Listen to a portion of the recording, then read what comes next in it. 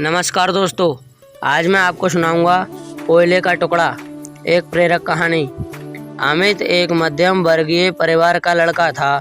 वह बचपन से ही बड़ा आज्ञाकारी और मेहनती छात्र था, लेकिन जब से उसने कॉलेज में दाखिला लिया था, उसका व्यवहार बदलने लगा था। अब ना तो वो पहले की तरह मेहनत करता और ना ही अपने माँ बाप की सुनता। यहाँ तक कि वो घर वालों से झूठ बोलकर पैसे भी लेने लगा था। उसका बदला हुआ आचरण सभी के लिए चिंता का विषय था। जब इसकी वजह जानने की कोशिश की गई तो पता चला कि अमित बुरी संगति में पड़ गया है। कॉलेज में उसके कुछ ऐसे मित्र बन गए हैं जो फिजूल खर्ची करने, सिनेमा देखने और धूम्रपान करने के आदी हैं। पता चलते ही सभी ने अमित को ऐसी दोस्ती छोड़ने और पढ़ाई लिखाई पर ध्यान देने को कहा, पर अमित का इन बातों से कोई असर नहीं पड़ता। उसका बस एक ही जवाब होता, मुझे अच्छे बुरे की समझ है। मैं भले ही ऐसे लड़कों के साथ रहता हूँ, पर मुझ पर उनका कोई असर नहीं होता है। दिन ऐसे ही बीतते गए और धीरे धीरे परीक्षा के दिन आ गए। अमित ने परीक्षा से ठीक पहले कुछ मेहनत की, पर वो पर्याप्त नहीं थी। वह एक विषय में फेल हो गया। हमेशा अच्छे नंबरों से पास होने वाले अमित के लिए ये किसी जोरदार झटके से कम नहीं था। वह बिल्कुल टूट सा गया। अब वह ना तो घर से निकलता और ना ही किसी से बात करता। बस दिन रात अपने कमरे में पड़े कुछ सोचता रहता। उसकी यह स्थिति देख परिवारजन ने और भी चिंता में पड़ गए। सभी ने उससे पिछला रिजल्ट भूल आगे से मेहनत करने की सलाह दी, पर अमित को तो मानो सांप सूंघ चुका था। फेल होने के दुख से वो उबर ही नहीं पा रहा था। जब ये बात अमित के पिछले स्कूल के प्रिंसिपल को पता चली तो उन्हें यकीन नहीं हुआ। अमित उनके प्रिय छात्रों में से एक था और उसकी यह स्थिति जान उन्हें बहुत दुख हुआ। उन्होंने निश्चय किया कि वो अमित को इस स्थिति से जरूर निकालेंगे। इसी प्रयोजन से उन्होंने एक दिन अमित को अपने घर पर बुलाया। प्रिंसिपल साहब बाहर बैठे अंगीठी ताप रहे थे। अमित उनके बगल में बैठ गया। अमित बिल्कुल चुप था और प्रिंसिपल साहब भी कुछ नहीं बोल रहे थे।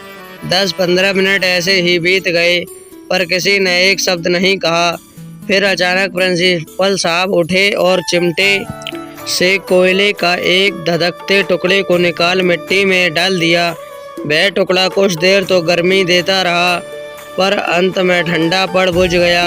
यह देख अमित कुछ उत्सुक हुआ और बोला, प्रिंसिपल साहब, आपने उस टुकड़े को मिट्टी में क्यों डाल दिया? ऐसे तो वो बेकार हो गया। अगर आप उसे अंगीठी में ही रहने देते तो अन्य टुकड़ों की तरह वो भी गर्मी देने के काम आता। प्रिंसिपल साहब मुस्कुराए और बोले, बेटा, कुछ देर अंगीठी में बाहर रहने से वो टुकड़ा बेकार नहीं हुआ। लो, मैं उसे दोबारा अंगीठी में डाल देता हूँ। और ऐसा कहते हुए उन्होंने टुकड़ा अंगीठी में डाल दिया। अंगीठी में जाते ही वह टुकड़ा वापस धधक कर जलने लगा और पुनः गर्मी प्रदान करने लगा। कुछ समझे अमित? प्रिंसिपल साहब बोले, तुम उस कोयले के टुकड़े के समान ही हो। पहले जब तुम अच्छी संगति में रहते थे, मेहनत करते थे, माता पिता का कहना मानते थे, तो अच्छे नंबरों से पास होते थे।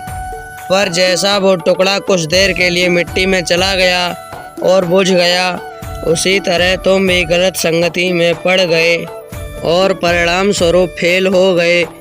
पर यहाँ ज़रूरी बात यह है कि एक बार फेल होने से तुम्हारे अंदर के वो सारे गुण समाप्त नहीं हो गए।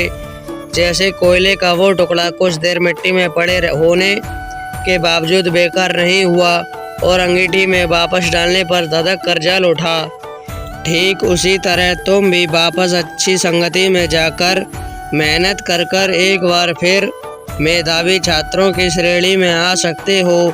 याद रखो, मनुष्य ईश्वर की बनाई सर्वश्रेष्ठ कृति है। उसके अंदर बड़ी से बड़ी हार को भी जीत में बदलने की ताकत है। उस ताकत को पहचानो उसकी दी हुई असीम शक्तियों का प्रयोग करो और इस जीवन को सार्थक बनाओ।